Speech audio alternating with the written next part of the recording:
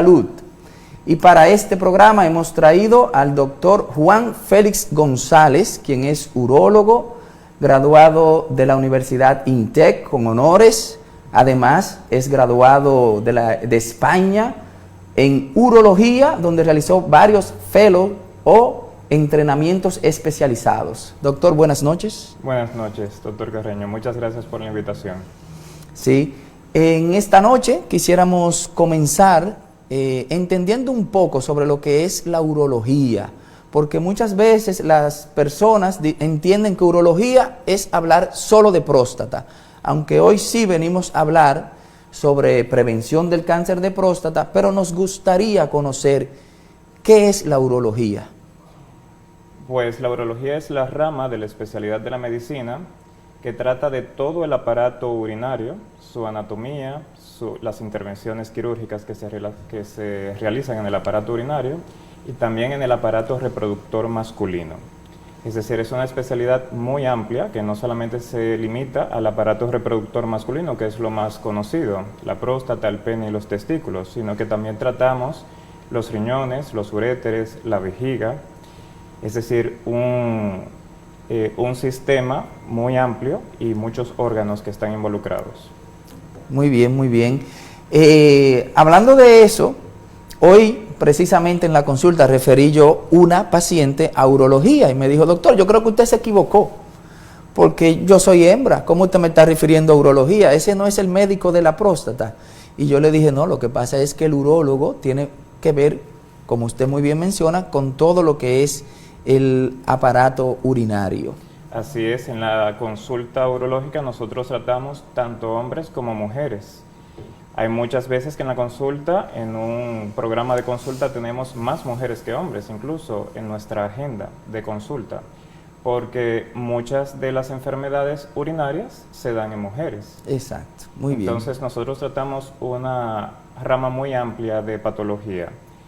Tratamos la litiasis, que son los cálculos o las piedras en toda la vía urinaria.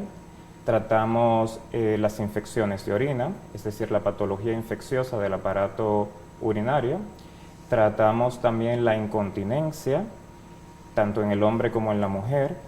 Tratamos la parte reconstructiva de la urología, por ejemplo, las fístulas, todo lo que tiene que ver con la reconstrucción, anastomosis, es decir, uniones especializadas que podemos hacer en el aparato urinario entre los diferentes órganos. Tratamos el cáncer de toda la vía urinaria y también del aparato reproductor masculino.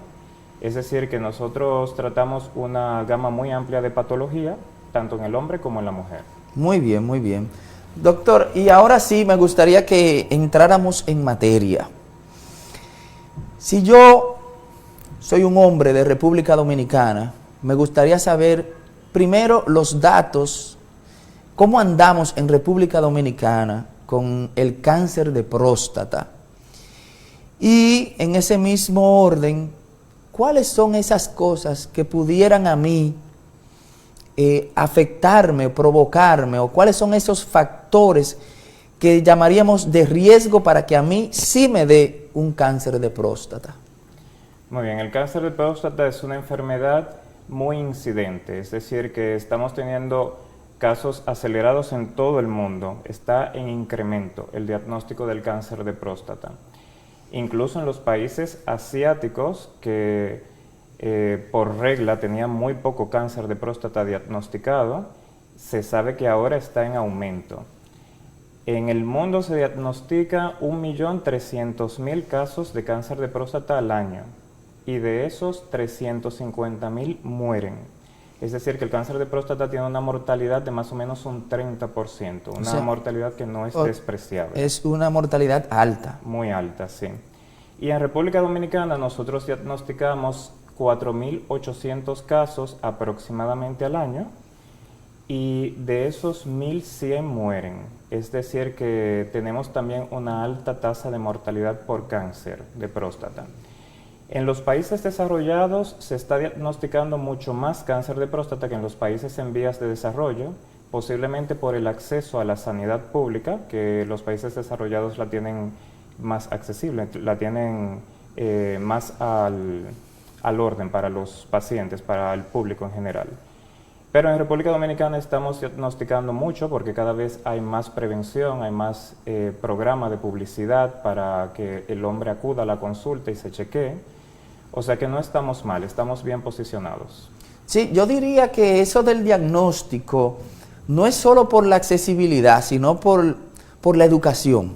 Así es. Porque el hombre latino y el hombre dominicano no le gusta visitar el médico, y mucho menos el urólogo, porque yo tengo amigos que ellos, ¿verdad?, me dicen, bueno, yo al urólogo voy a ir cuando sea prácticamente obligatorio.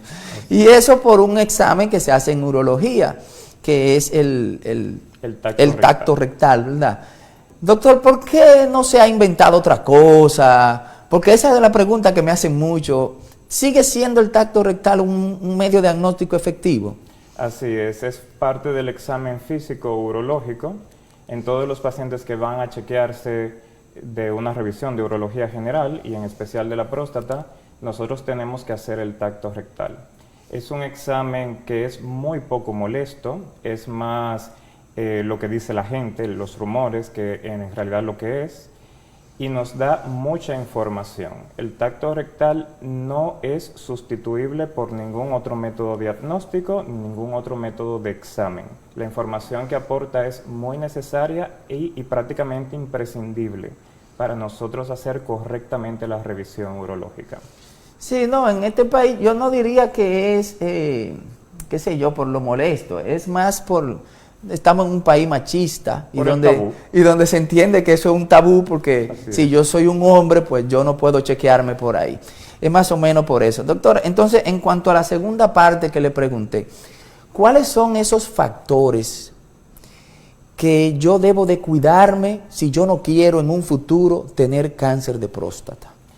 Pues el cáncer de próstata tiene muchos factores para su génesis. Hay factores que son no modificables y hay otros que son modificables. Lamentablemente, los principales factores de riesgo establecidos son no modificables, que son la edad y la exposición a andrógenos, es decir, ser hombre y cumplir años. ¿Y cuántos años más o menos ya podemos hablar de que hay que cuidarse? Pues fíjate, el cáncer de próstata se diagnostica tanto en pacientes jóvenes como en pacientes mayores, pero es mucho más frecuente en pacientes mayores.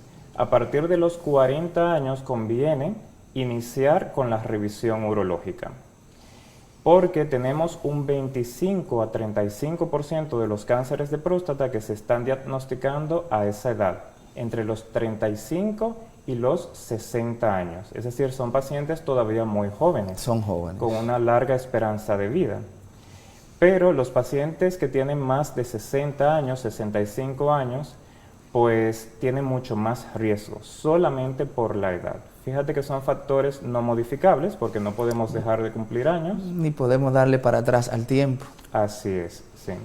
Hay otros factores de riesgo que sí son modificables, pero que están en controversia. Por ejemplo, la obesidad es un factor de riesgo que posiblemente influya no solamente en la génesis del cáncer de próstata, sino en la génesis de muchos cánceres, incluyendo en la mujer el de mama, el de páncreas, muchas enfermedades digestivas oncológicas como el colon. Es decir, que la obesidad se está vinculando cada vez más a muchos cánceres, incluyendo el de próstata.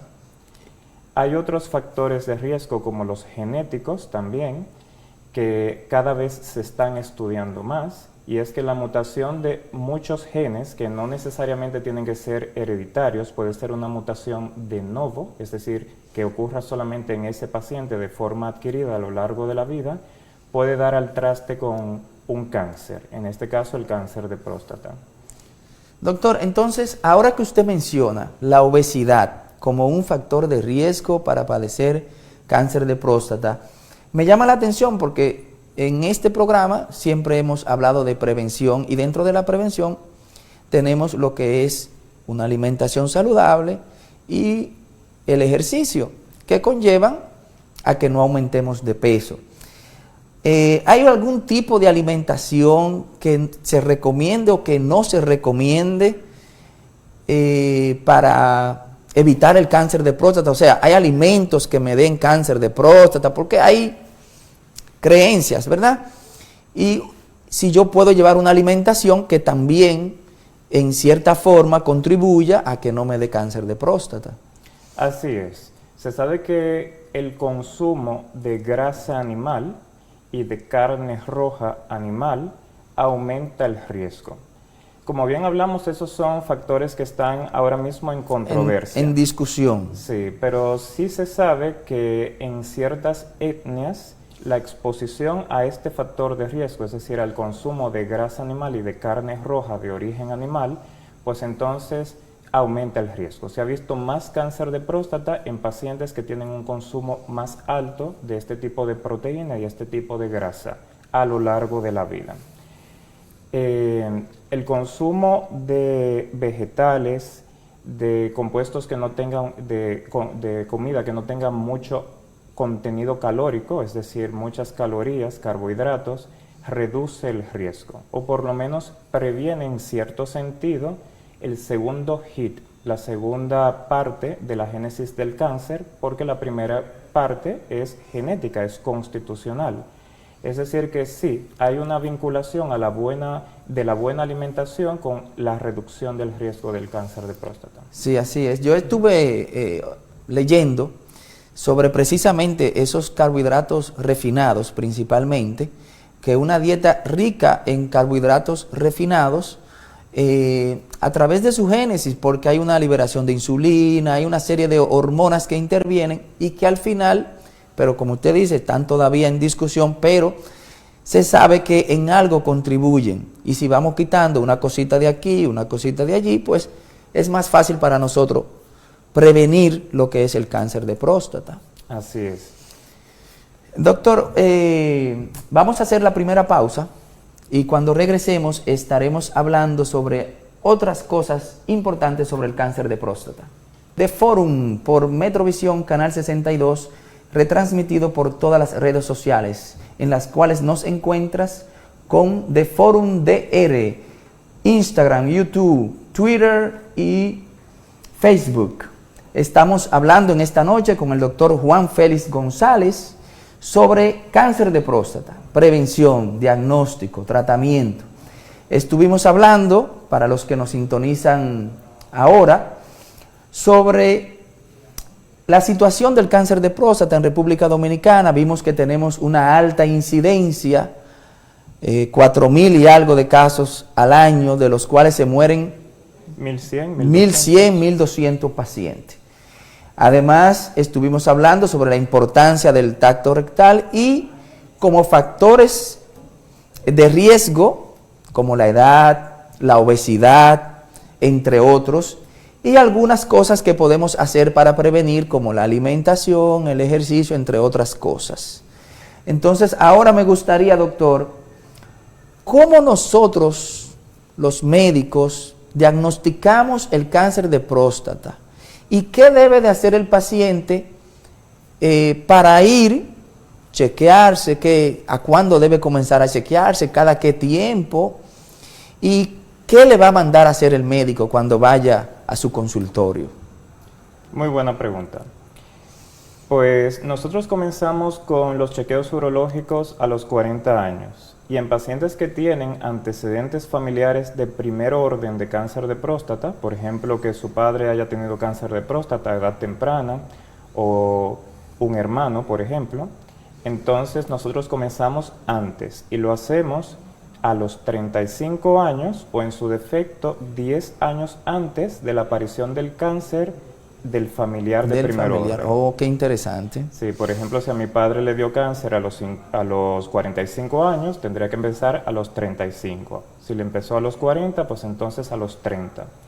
Tenemos que hacer eso porque sabemos que el cáncer de próstata, como factor de riesgo que mencionamos, también puede tener genes implicados. Algunos son hereditarios y otros no. Ok. Y por eso comenzamos por regla general más o menos a esa edad, a los 40 años. Conviene hacerlo todos los años, el chequeo, porque mientras más prevengamos, es decir, mientras más rigurosos seamos en el chequeo, más temprano podemos diagnosticar el cáncer de próstata. O sea que aunque yo no me sienta nada, a los 40 años yo debería comenzar a ir al urólogo y hacerlo una rutina cada año. Así es. Aún yo no me sienta nada. Eso es, porque el cáncer de próstata no da síntomas. Contrario a lo que se piensa generalmente, el cáncer de próstata es silencioso. Ya nos da síntomas cuando está muy avanzado. Es un dato muy interesante. Así es. Y como es un cáncer silencioso, pues entonces tenemos que ir por delante. Y haciendo las revisiones, vamos por delante del cáncer.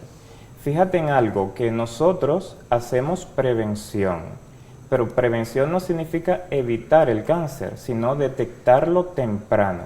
Y eso es algo muy importante, porque como hablamos, los factores principales son no modificables. Y si nos va a tocar el cáncer de próstata, pues nos toca. Pero una cosa es diagnosticarlo temprano, cuando se pueden implementar terapias de intención curativa, o diagnosticarlo tarde, cuando ya solamente podemos paliar los síntomas y no contribuir tanto con la esperanza de vida de esa persona. Claro, todo con tiempo tiene remedio, dicen por ahí. Así es. Entonces, además del tacto rectal, ¿qué medios diagnósticos se apoya el urólogo para diagnosticar temprano el cáncer de próstata? El principal de todos es el PSA. El PSA es un análisis que se hace en sangre y que es una proteína que expresa la próstata. Parte de esa proteína pues se vierte en el torrente sanguíneo y por eso nosotros podemos detectarlo mediante ese análisis sanguíneo y eso nos mide la actividad de la próstata. Sabemos que es un marcador tumoral. Se llama marcador tumoral porque lo usamos precisamente para el diagnóstico del cáncer de próstata. Arbitrariamente se le ha dado un valor de 4 como el límite de la normalidad del PSA. Es decir, por debajo de 4 se considera normal y por encima de 4 pues ya se considera sospechoso. Y que tendríamos que hacer pues más pruebas para ver si ese paciente efectivamente tiene un cáncer de próstata. Muy bien. ¿Qué tan seguro? Porque hay pacientes que me dicen, doctor, yo mejor quiero hacérmelo en sangre solamente. Yo no quiero más nada. Pídamelo ahí en sangre y con eso resolvemos. ¿Qué tan seguro es fiarnos del PSA solamente? Pues el PSA es un marcador imperfecto, porque el PSA puede elevarse con muchas patologías o situaciones no patológicas que involucran la función de la próstata. Por ejemplo, si nos da una infección de orina, el PSA se eleva. Si tenemos una relación sexual, pues el PSA se eleva también. Incluso con el ejercicio, el PSA se eleva. O sea que si yo hice ejercicio el día anterior o tuve relaciones sexuales y después voy a chequearme el PSA de la próstata, fácilmente después yo pienso que puedo tener cáncer porque el PSA viene elevado. Así es, pues por esa razón, como es un marcador imperfecto, pues tenemos que fiarnos de una serie de cosas y la sumatoria de esas cosas pues nos da una idea más acabada de la situación de ese paciente. Una de ellas es el tacto rectal, como comentábamos antes, que la información que nos aporta no es sustituible por ningún otro método diagnóstico o de examen general. Es decir, que esa combinación es necesaria para nosotros saber la situación específica de ese paciente en ese momento. Doctor, me hacen una pregunta. Me dicen, ¿no se puede hacer una resonancia de la próstata y ya?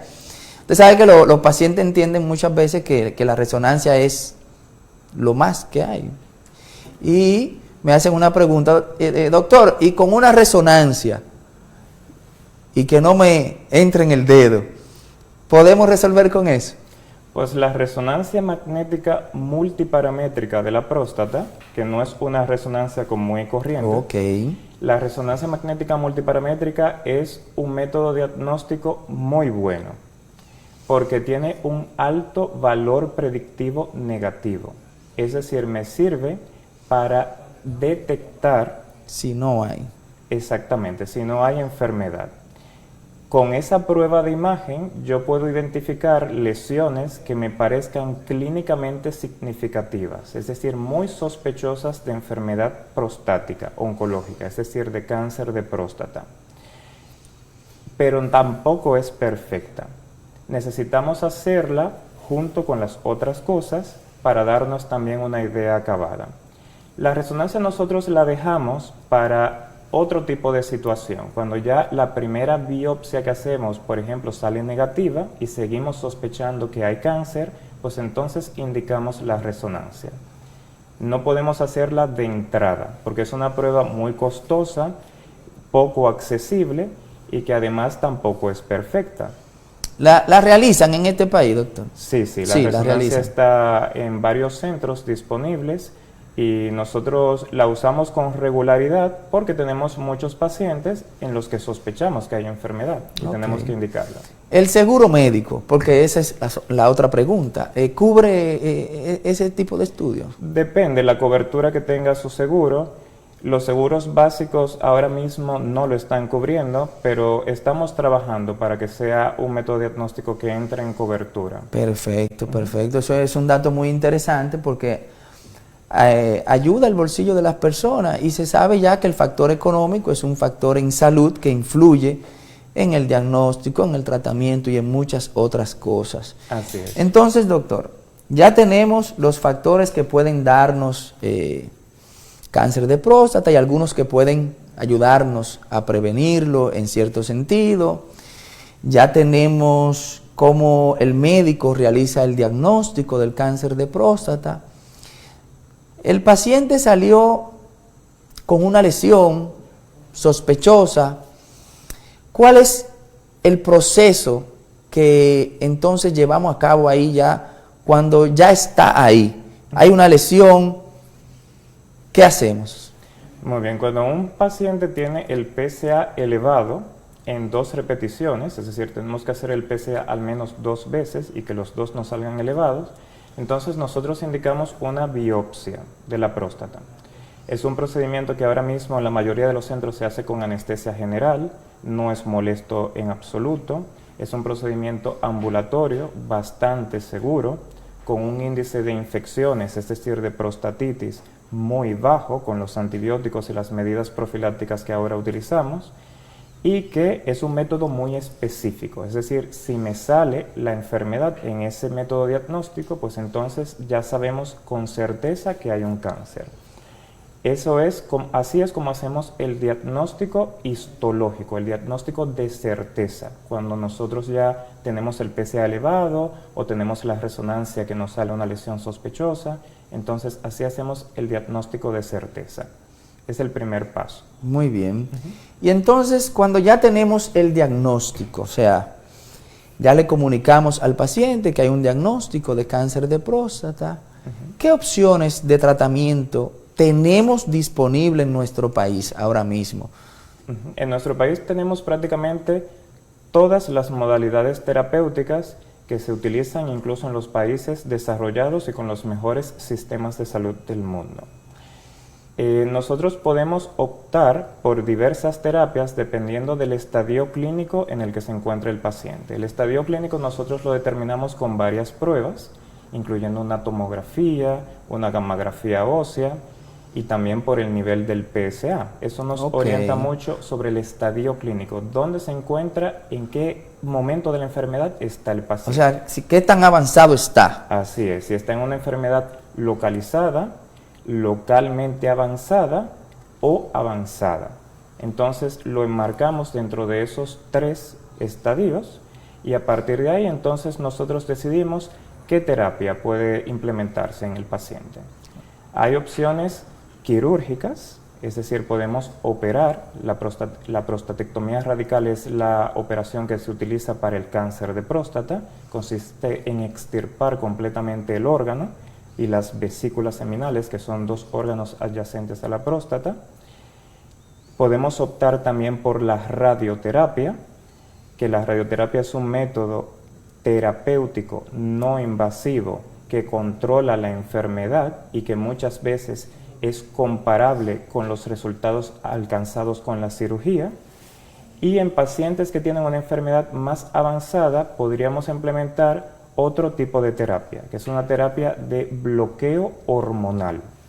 ¿Por qué hormonal? Porque se utiliza para bloquear la testosterona, una hormona que hace que el cáncer crezca. Si nosotros bloqueamos esa hormona, pues controlamos la enfermedad por un tiempo. Bien, por 1 año, 2 años, a veces un poquito más. Y eso nos da más esperanza de vida en ese paciente que tiene una enfermedad avanzada. Doctor, me llega una pregunta ahora que menciona la testosterona. Usted sabe que muchas de las personas que hacen ejercicio se inyectan testosterona. ¿Aumenta el riesgo entonces de cáncer de próstata el uso de testosterona exógena? Así es. Y más en pacientes que están genéticamente predispuestos. El uso de la testosterona en dosis suprafisiológica, es decir, mucho más de lo que nuestro cuerpo puede soportar, pues tiene muchas repercusiones, daña muchos sistemas. Y la próstata también, aumentando el riesgo de hiperplasia de próstata, es decir, de crecimiento prostático y también de cáncer. Es un dato muy interesante porque en este país hay una alta tasa de uso de esteroides derivados de la testosterona. Así es. Entonces es bueno que la persona, si va a hacer este tipo de práctica, que no la recomendamos, pues se haga su chequeo también con el urólogo, ¿verdad? Así es, así es. Y Así que es. adquiere información sobre cuáles repercusiones puede acarrear ese uso. Doctor, me dijo la cirugía radical. ¿Hay algún otro tipo de cirugía? Porque precisamente ayer había un paciente que me estaba haciendo esa pregunta y me gustaría que la dijéramos para el público hoy.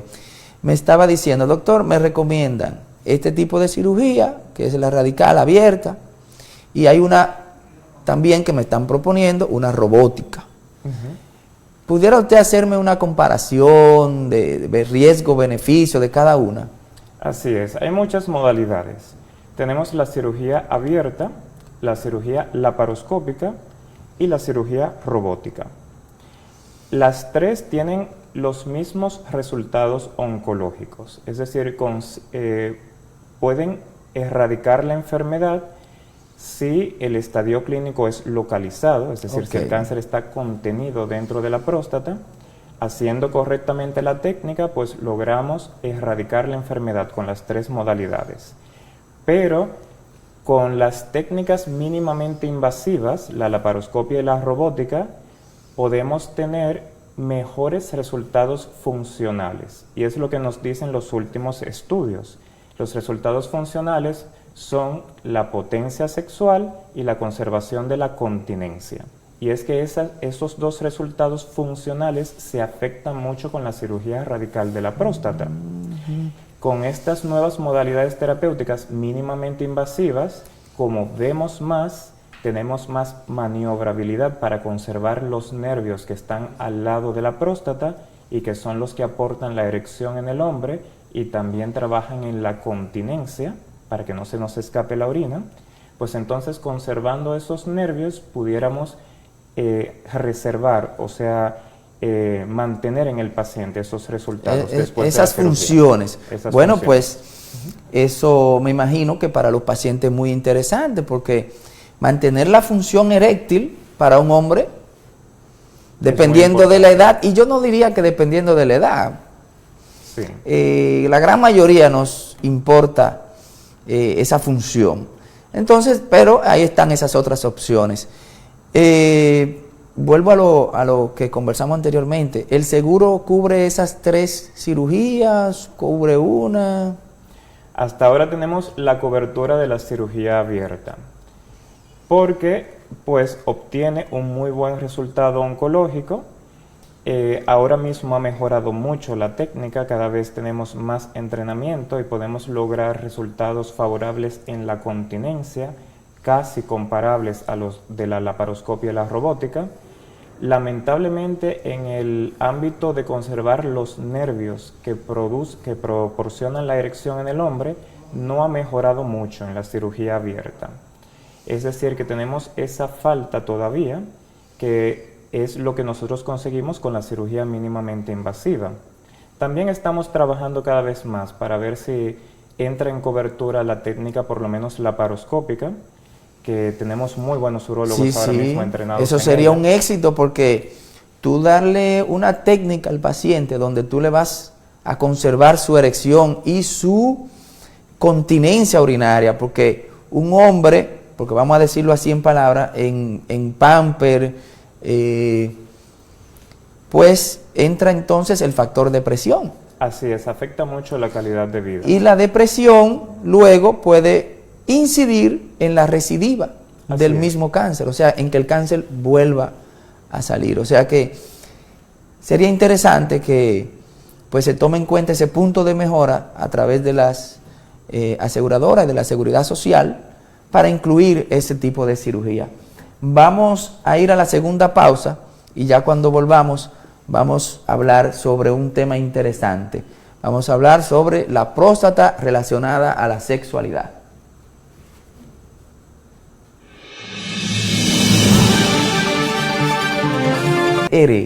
Estamos conversando en esta noche con el doctor Juan Félix González, quien es urólogo. Hemos estado conversando sobre la situación del cáncer de próstata en República Dominicana, los factores de riesgo, algunos factores protectores. Hemos conversado sobre el diagnóstico de cáncer de próstata y hemos conversado también sobre el tratamiento, principalmente el tratamiento quirúrgico con radioterapia y quimioterapia para manejo de la testosterona, ¿verdad? Entonces ahora vamos a hacer una especie de conversatorio un poco más relajado para hablar sobre algunas cosas interesantes sobre la próstata. Y me gustaría comenzar sobre algo que es sabido, pero a la vez ignorado. Y es que las relaciones sexuales, hasta donde yo tengo entendido, doctor, son un factor de protección para el cáncer de próstata. ¿Eso es así? Sí, es así. Una sexualidad saludable se sabe que protege contra el cáncer de próstata. Es decir, tener relaciones sexuales frecuentemente y de forma segura, saludable, porque no nos vamos a exponer también a otro tipo de enfermedades. Perfecto, claro. Pues entonces eso sí funciona como factor protector porque trabaja como antiinflamatorio de la próstata. Le ayuda a drenar sus secreciones, le ayuda a relajar su musculatura lisa, a drenar los conductos y eso pues actúa como antiinflamatorio de la próstata. Y al ser antiinflamatorio pues hay unas vías que hacen que nos proteja contra el cáncer. Bueno, ya ustedes saben, hombres, esposas, A mantenerse estimulados. a mantenerse para ayudar a sus esposos a prevenir el cáncer de próstata. Así es. Porque un aumento de esa frecuencia nos va a disminuir lo que es el riesgo de cáncer de próstata. Y ya dijimos en este mismo programa que también un aumento en la frecuencia de las relaciones sexuales disminuye el riesgo cardiovascular. Eso se comprobó en un estudio en Boston. Así es. O sea que por todos los lados estamos viendo, hay beneficios, ¿verdad? Sí, sí. Además del placer. Así es. Usted sabe que nosotros los que bebemos café, a veces estamos buscando cosas ahí. Y yo estuve viendo en una revista hicieron un estudio como de revisión, porque anteriormente se pensaba que el café podía ser un factor de riesgo para padecer cáncer de próstata. Pero los resultados que dieron en estos estudios es que es lo contrario, Así que es. el café es un factor protector. ¿Usted tiene algún conocimiento de eso, doctor? Sí, sí, pues el café tiene muchos antioxidantes. La cafeína, el ácido clorogénico son antioxidantes que también funcionan como antiinflamatorios de la próstata y también se ha demostrado que influye para favorecer la disminución del cáncer. Es decir, que a tomar café también, para los amantes del café. Otro dato interesante, entonces podemos, ¿verdad? Tener nuestras relaciones sexuales con una tacita de café al lado. Así es. Para proteger la próstata. Eso está muy, muy, muy interesante, doctor. Doctor, ¿el cáncer de próstata como tal predispone a una disfunción eréctil? El cáncer de próstata como tal no debería predisponer a una disfunción eréctil. Sin embargo, los tratamientos que se utilizan para el cáncer de próstata sí producen disfunción eréctil. Tanto la cirugía como la radioterapia como la hormonoterapia que comentábamos antes. Al disminuir la testosterona con la hormonoterapia, pues entonces eso hace que el paciente tenga disfunción eréctil. Pero el cáncer de próstata como tal no debería incidir en la disfunción eréctil, a menos de que ya esté muy avanzado y que comprometa los propios nervios que hacen que el hombre tenga una erección. Lo que pasa es que el cáncer de próstata se da generalmente en hombres mayores y la edad por sí sola también es un factor de riesgo para la disfunción eréctil. O sea que el hecho y muchas veces el paciente piensa que fue por el cáncer y no sabe que simplemente fue por la edad. Así es. Lo digo porque muchos pacientes muchas veces me dicen, yo no puedo tener nada en la próstata porque yo estoy como un cañón. Entonces yo tengo que explicarle precisamente eso, decirle, mire, lo que pasa es que la próstata no tiene una relación directa con la función eréctil. Así es, sí. Y la prostatitis, doctor, porque sabemos que la prostatitis, que es la inflamación, puede producir eyaculación precoz, por lo menos. Ese dato sí lo tiene, le llegan con frecuencia en su consulta. Sí, es una consulta muy frecuente, tanto en hombres jóvenes como en hombres mayores. La eyaculación precoz aumenta con la edad. No es cierto que son los hombres jóvenes que tienen eyaculación precoz, son los hombres mayores que tienen más índice de eyaculación precoz.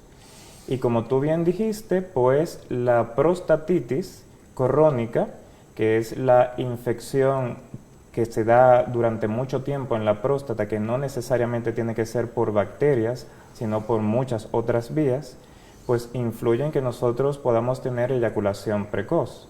Hay que tratarla. Hay muchos tratamientos que se pueden implementar tanto para mejorar la prostatitis como para la eyaculación precoz, las dos cosas. Muy bien. Otra pregunta de sexualidad que me hacen es, precisamente después de operarse, ellos dicen, doctor, ¿y con Viagra yo resuelvo eso? O sea, yo resuelvo, si en la cirugía me lastimaron mi erección, yo puedo resolverlo con Viagra, porque me lo preguntan.